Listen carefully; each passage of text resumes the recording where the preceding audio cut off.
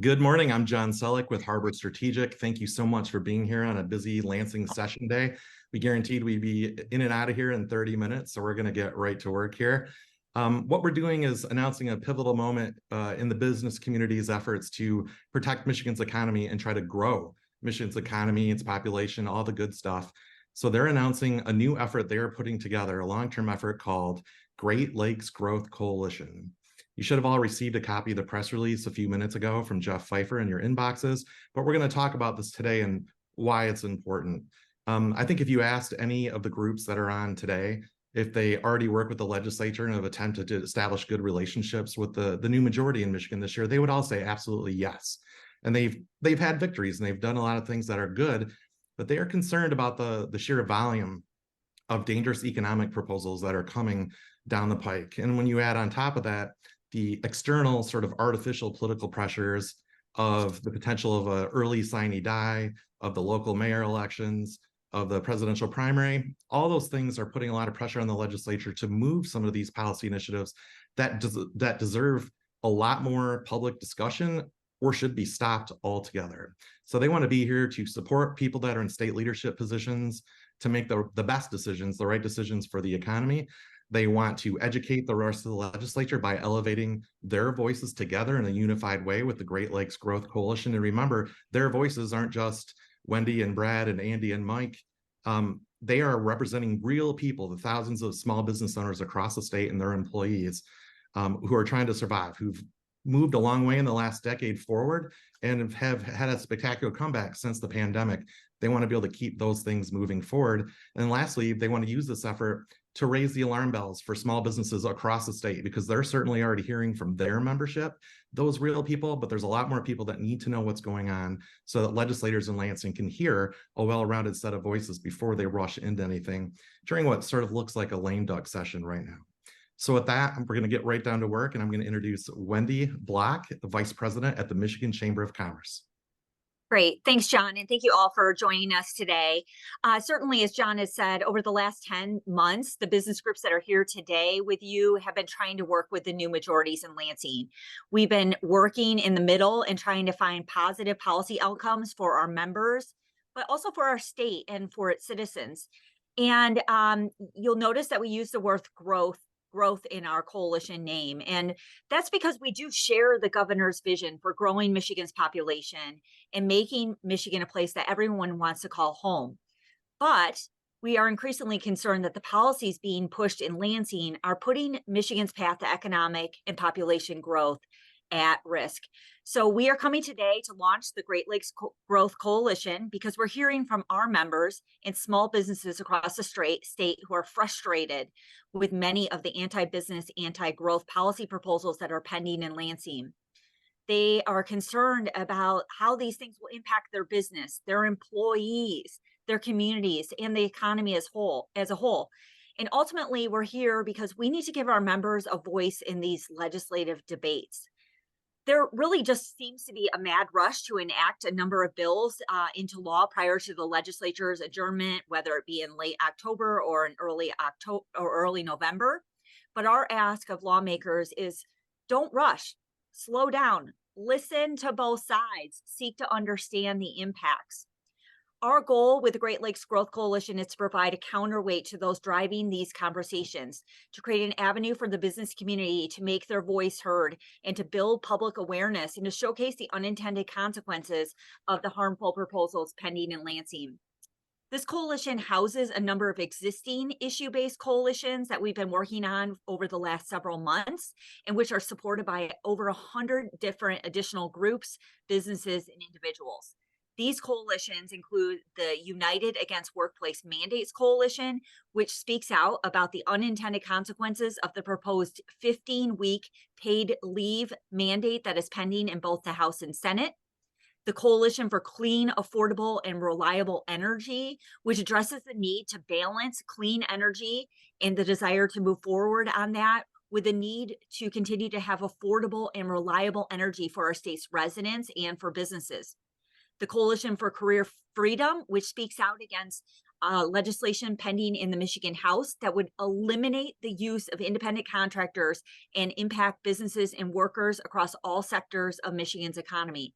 And finally, the Michigan Employment Certainty Coalition, which speaks out against legislation pending in both the House and Senate that would give the green light to Michigan's 1,800 local units of government to pass their own patchwork scheme of local employment laws. So if you've heard today, the Great Lakes Growth Coalition's founding members include Michigan's leading pro-growth business organizations, including the Michigan Chamber, the Michigan Manufacturers Association, the Grand Rapids Chamber of Commerce, and the Detroit Regional Chamber. And I am next going to turn things over to Brad Williams with the Detroit Chamber. Wendy, thanks so much for handing it off. Thanks for your leadership here. And we are so excited to be part of this coalition with you and our colleagues from across the state. When we look at legislation, new bills introduced, we really look at them as statements of intent. And like most people on this call, we can look at them with a bit of nuance and see that there are some bills that are more likely to be taken up than others, but that's not always the case with our members, right? They're busy running their business every day. And so when they see new legislation that runs counter to their interests, it sounds off the alarm bells immediately, and they call people like me and Wendy and Andy and Mike. And so we've been hearing from them pretty consistently throughout this year. And if there's one thing that this legislature has shown is when a bill has 56 votes, they don't hesitate to bring it up and pass it, 56, 20, and 1.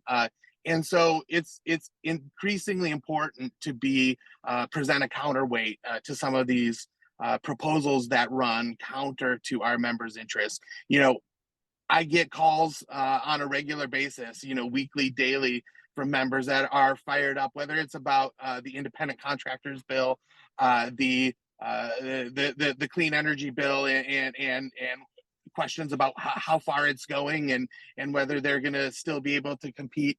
It runs the gamut, and so it's the volume of issues that we are hearing from members that has really pushed us to say, what, rather than having one-off coalitions, let's bring them together under one sustainable and durable coalition that can last the test of time. And so we're really excited to be a part of this.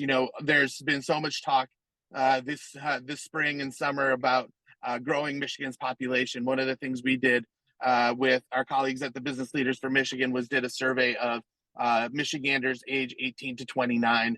And I know a lot of you probably participated in that call as well. And we asked that population what were they most interested in? What did they need most to stay in Michigan? And it wasn't that different than what the rest of Michiganders need. It was a cost of living and housing. It was crime, and it was cost of education and quality of education. It wasn't the need to regulate independent contractors. It wasn't even things like family medical leave. It was the basic things. It was the economics. It was the ability to have a job, to be able to afford to live in Michigan and provide for your family. So we would encourage the legislature to continue to focus on those types of things, the sorts of things they've done this year to increase our competitiveness, like expand the Elliott Larson Civil Rights Act, expand the earned income tax credit. Those are the types of things that they've already done that have earned some of our support. We'd encourage them to continue to do those types of things. There's plenty of things that are available on their agenda that will grow Michigan's population, as opposed to some of the things that we're talking about today. So with that, there's no good statewide coalition that doesn't include someone from the east side of the state and someone from the west side of the state. So I'd like to hand it off to my friend and colleague, Andy Johnston from the Grand Rapids Area Chamber of Commerce. All the way down 96. Thanks, Brad. I'm excited to be part of the coalition too. Although my excitement is that this coalition is necessary, unfortunately, given what's been introduced and the concern we're hearing from our members. I celebrated my 18th anniversary working at the Grand Rapids Chamber last week. And not since the days of the Michigan business tax have I heard the concern from members like I've heard over the past 5 to 6 months. I have one minority business owner who, when I was explaining what the paid medical leave bill would do, got physically upset because of the concern he had over the impact it would have on his ability to be in business in Michigan. One manufacturer emailed me earlier this year, and he said, if I were 10 or 20 years younger, I'd probably pick up the phone calls I get from economic development agencies in Virginia, North or South Carolina, given the trajectory Michigan seems to be going down with the bills that have been introduced. Another member, small business owner, said the independent contractors legislation would just crush his industry. He wouldn't be able to work here. And recently, the Grand Rapids Chamber Board asked us to do more to communicate about the impact these policy decisions would have. So hence this coalition and more to come, because we all know public policy has a significant impact on businesses' ability to operate successfully. Policy is going to help create that foundation for a vibrant business climate that retains and attracts businesses to our state. So like has been said, we look forward to continuing to working with our legislative leaders on this, raising the voice of our members, also using this website and this coalition to create a broader understanding of the small and mid-sized businesses out there, of the impact this legislation would have and what it would do, so we can further communicate. We look forward to partnering with our friends in the media on this, because the competition is fierce out there. Indiana, Ohio, Wisconsin, they're offering economic certainty. Many of the growing states in this nation are offering economic certainty as part of their brand and their pitch for continued growth. Everyone across the nation is talking about population growth because of the demographics. So this is fierce competition. We can't afford a whipsaw state economy or policies. There's a lot we can do together, as Brad mentioned: housing, childcare, talent, transformational projects, infrastructure, places where people want to live. There's a lot we can work on to grow the economy, and we need to put these bills aside. With that, turn over to Mike Johnston with the Michigan Manufacturers Association. Thank you very much, Andy, and thank you all for being here today. So we're very pleased to be here and join with our colleagues in the business community to express our concerns about this package of bills and the rush of the package of bills to implement it here in Michigan. So just, as I've said probably 1,000 times before, you all know, but manufacturing is the largest sector of the economy. We deliver $101 billion in gross state product and employ about 608,000 people in this state, with an average annual compensation of $85,743. So impacts on us are significant. Manufacturers compete with the lowest cost location anywhere in the world, and that affects the large iconic companies who are members of ours. But 85% of our members have 100 employees or less. So and these policies will affect all of them. And so we've seen a clear trend this year in seeing anti-business kinds of legislation, whether it was the right to work early in the session, to eliminating the no stricter than federal policies. So we're very concerned about the direction and the reputation to our foundational business climate. Because ultimately, if we can't compete here, businesses, and particularly manufacturers, have two options: either move or shut down. And they have to find a location from which they can compete in the global economy. And we think about the individual issues, the extended paid leave. That's a $1.5 billion mandate on employers, though also shared by employees. So that's a tax increase that folks may or may not fully understand that's coming down the pike on them, but it certainly adds complexity and new requirements for manufacturers. On the independent contractors, they're critical pieces of the competitiveness puzzle, whether it's IT or laundry services or logistics. They're all essential to us competing effectively in the global economy. And by the way, it provides flexibility for those individuals who provide those services. On labor standards, we can't have a patchwork. I mean, if we can allow Michigan's 535 cities and villages and 1,200 townships to have different standards, it creates a complexity for our members that makes Michigan significantly unattractive, because it creates uncertainty in every new location. So if a company has 5 locations, those are 5 new location-based uncertainties that a manufacturer will have to consider that they don't have to address in other locations. And so it just makes Michigan less attractive. On energy policy, energy is the lifeblood of our economy and lifeblood of manufacturing. So mandates on the energy capacity rob them of the essential requirement to balance price and reliability. So, we're willing to talk about goals, we're willing to talk about a low carbon future, but if it's done in the form of mandates, we can't compete effectively, and we will lose both our base companies who are here now and those who would think about coming here. Energy is such a critical part of the manufacturing economy. In fact, I got a call from a member, I get these calls all the time, but a member who spends, to be clear, they employ 340 people. So in manufacturing world, that's relatively small, but sort of minimish. But they spend $250,000 a month on energy. That's $3 million a year. And they got a call from Missouri who said, we can save you $600,000 a year on energy. And he called me and said, hey, I have to think about that. And I said, I kind of think you have to think about that too. That's a lot of money. So these are real everyday circumstances that our members, existing members, experience. So again, if we can't retain our existing base, attracting new investment is almost insignificant, because you need to do both, and you need to do both effectively. If we can't do it effectively, we will continue to lose population and lose our economic vitality going forward.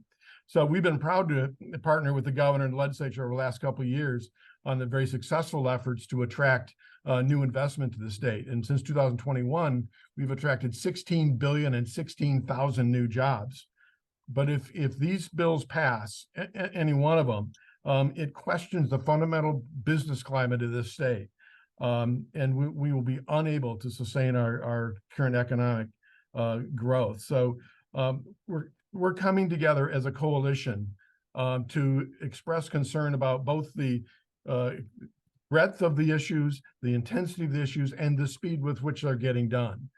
Even discussion of these kinds of things will cause concerns. I mean, there are other states that are growing that are not doing any of these individual things, and certainly not doing all of them at the same time. So with that, I'll shut up and let you all pepper us with questions. So, John?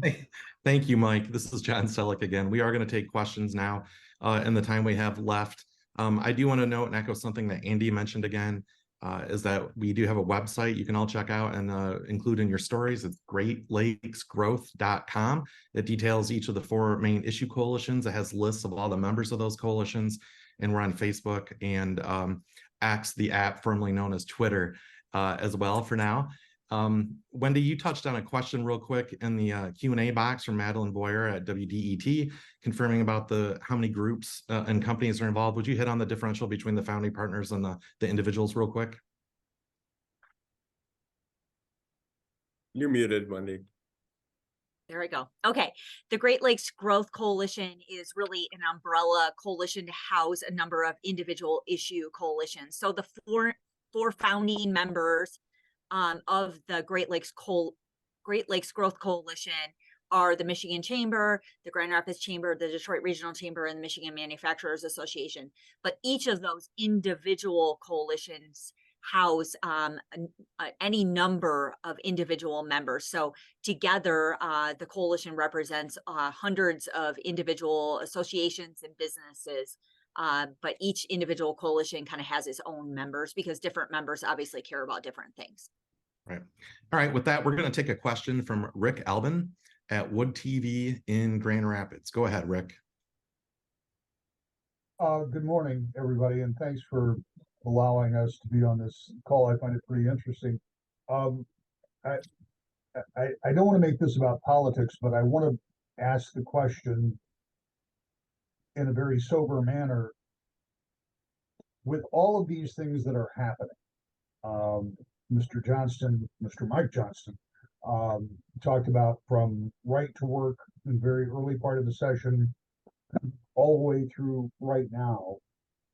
What makes any of you believe that this tidal wave of legislation that has taken place this year can be in any way reined in? I mean, I haven't seen the Democrats who for the first time in 40 years have control of everything have any kind of access to hitting the brakes. It's just full speed ahead. They got about 15, 16 days left in the session before they adjourn early, by my estimation. What do you think you can do to put this on pause?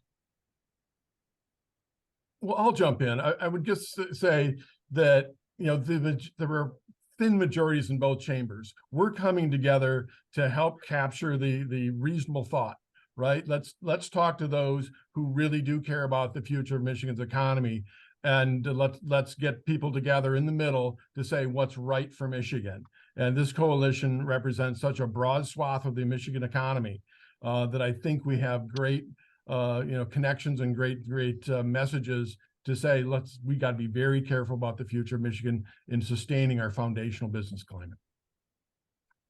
Well, and I think too, Rick, it's important to point out that we've had some good wins this year too. It's not been all doom and gloom. We've had some big wins in economic development. We've had some big wins in tax policy. So there are plenty of legislators of goodwill who are willing to work with the business community. We're confident of that.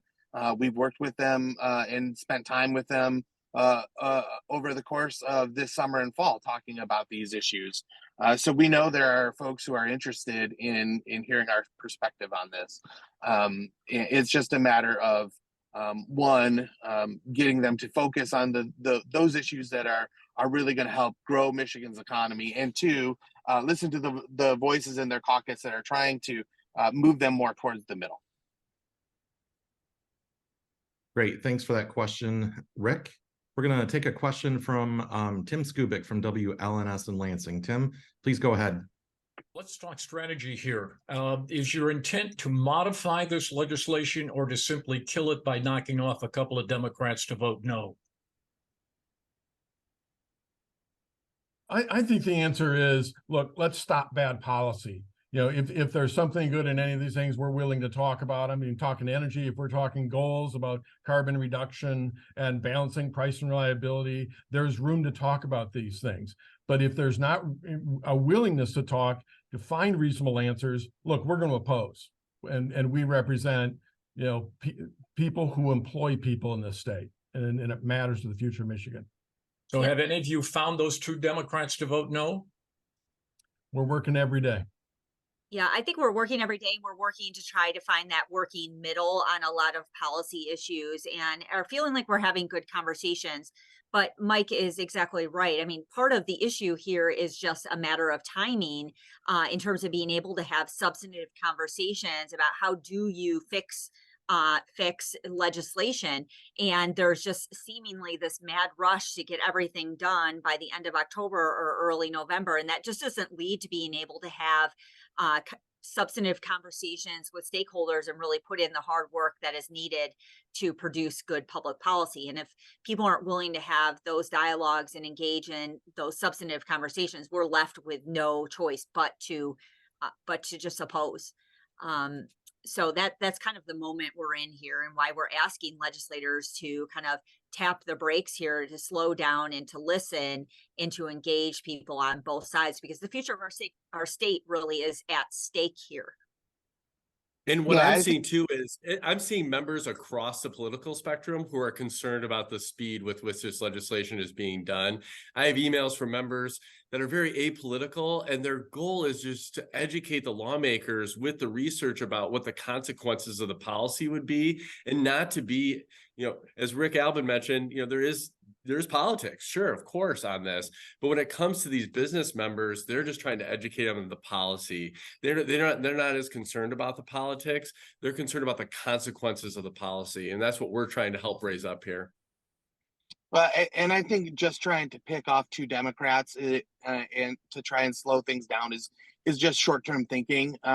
That's not gonna result in the long-term results that we're looking for. We're trying to build durable, resilient coalitions who are willing to see the world through employers' eyes as they look at policy. Doesn't have to be the only eyes they see it through, but it has to be one of the sets of eyes. And if we're successful in doing that, then the outcomes, whether it's killing policy or modifying policy, will be good for everybody. Okay, next we're going to take a question from Paula Gardner at Bridge, Michigan. Hi, good morning. I'm wondering, on these policy issues that you're stating here that you have issue with, have you been engaged behind the scenes at all in any of these? Or like, does this reflect them saying no to you, or have you not been engaged at all? And also, I'm wondering, kind of bigger picture, what does all of this tell us about the business relationship with Michigan leadership? Is there room for compromise once you do this? Or your leadership once you do this? I can start on that, and maybe others want to jump in. Certainly we're having conversations every day. That's what all of us do. We have relationships with lawmakers on both sides of the aisle and are able to have conversations behind closed doors and also at session. So we do believe that legislators for the most part are listening. We're just not seeing necessarily the type of movement we would like on these issues where people are actually slowing down and hitting the brakes. So, and I think your second question was, what does this tell us about what? I'm sorry? The business community's relationship with Michigan's leadership. Yeah, I mean, again, I think that we are working to have good relationships with legislators on both sides of the aisle, with the governor's office. Really, this is not about any one person or personalities. This is about the policy and substantive differences of opinion on policy and what it really is going to take to move our state to that next level, to grow population and to make Michigan a great place to live, work, and play. But you can't have any of those things if you have an employer community that is in disarray or and is thinking about leaving. Communities are not thriving without a strong employer base. Yeah, and I would jump in and say, yeah, we've been very active with the members in both caucuses and certainly meeting regularly with leadership. Much of our job is really about education, and it's always interesting when we meet with members, particularly some who are co-sponsored some of the legislation, like the energy legislation. We've heard comments from co-sponsors who say, well, I didn't really think they'd do it. I think it was just sort of a North Star idea. It's like, okay, let's educate that a bill actually can become law. Let's be careful. So we're doing our education work. We're communicating very regularly with leadership.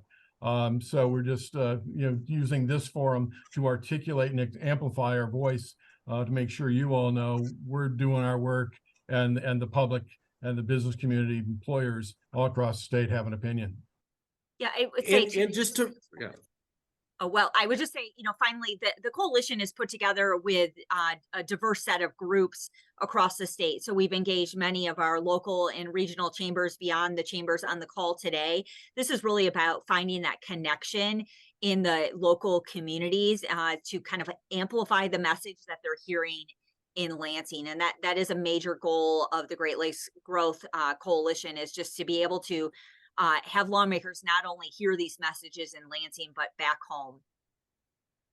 Okay, we've got a number of questions, so I'm not going to count that against my 30-minute guarantee. We're really glad to have everybody stay on. We're going to run through these real quick, so if your hand's up, we're going to get to you. I'm going to take two out of the chat real quick before I return to the live questions. Question one from Dave Egger at Crane's Business. Are you encouraged by the fact that so far the energy bills have not advanced out of committee? And it's been quiet, at least publicly, on the paid leave front. Are those encouraging things? I would say somewhat encouraging, but we don't count our chickens until the end of session. We're only about halfway through the first half of the session. So yeah, we're going to continue to work. They have some time to do their work, and so we'll continue to do our work. Here's what I'm encouraged by, is that on both of those issues, that even the people who don't share our opinion have been open to hearing our feedback, and in fact, I would say encouraging our feedback even if they don't agree with it. So that's been encouraging as well. Great, thank you, Brad. Next, Joey Capoletti from Associated Press. Michigan Governor Gretchen Whitmer revealed yesterday that she has visited striking GM workers on the picket lines to show support, as have many other Michigan Democrats. Does this support by legislators and the governor and the precedent it potentially sets concern you as representatives of the business community. I'll jump in. So, we don't have any grand opinion about the strike or political leaders' engagement in that strike, other than to say we hope the leaders are encouraging a quick resolution. Because we're continuing to see, or increasingly seeing, ripple effects that they're seeing, in terms of layoffs up and down the supply chain. So small tool and die shops all over the state are getting layoff notices, and other bigger suppliers are getting layoff notices, such that the number of people laid off as a result of a strike are beginning to exceed the number of people in the union. And so we are looking for a very quick and equitable solution here. Yeah, we would just hope that when legislative leaders are engaging with striking workers, that they're not encouraging them to dig in, and to encourage the union leadership to dig in, because a prolonged strike isn't good for anyone. It's not good for workers. It's not good for our economy. It's not good for the image of our state. And we're continuing to encourage both sides to come to the bargaining table and continue to negotiate in good faith. Great. Thank you for that. We have a question from Andy Miniger at MERS. Please go ahead. Hi, thank you. I'm wondering if there's anything that businesses are doing toward any of these bills that could make some of them unnecessary, like the clean energy or paid leave, any of these that is there what the business community is doing to work toward making some of these bills just unnecessary to pass?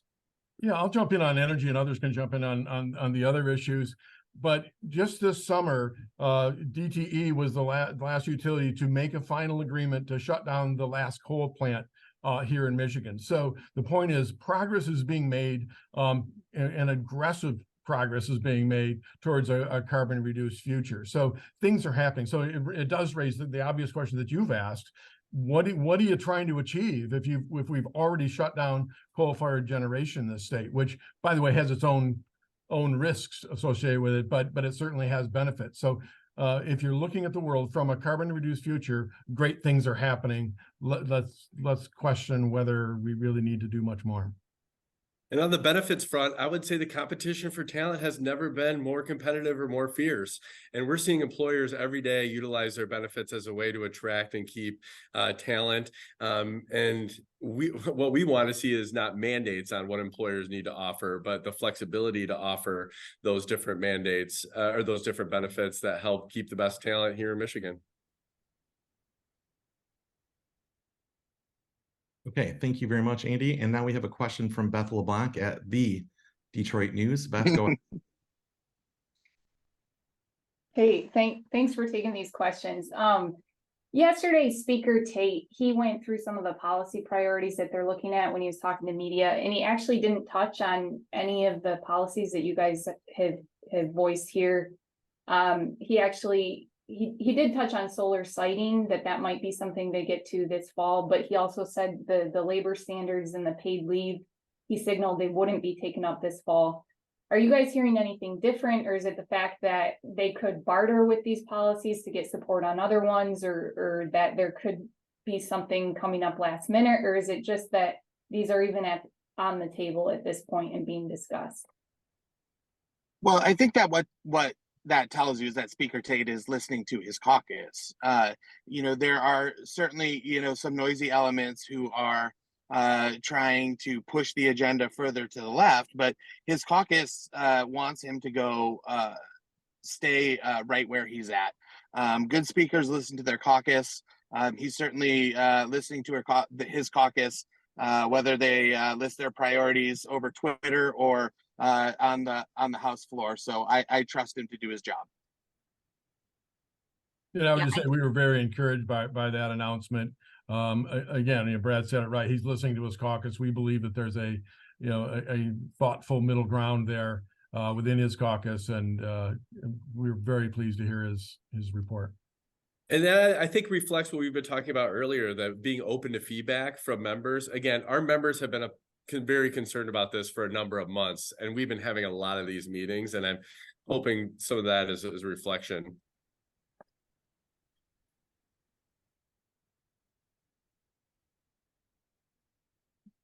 Okay, with that, we're out of questions and we're definitely out of time. So we're going to sign off for today. Thanks for being on this announcement about the Great Lakes Growth Coalition.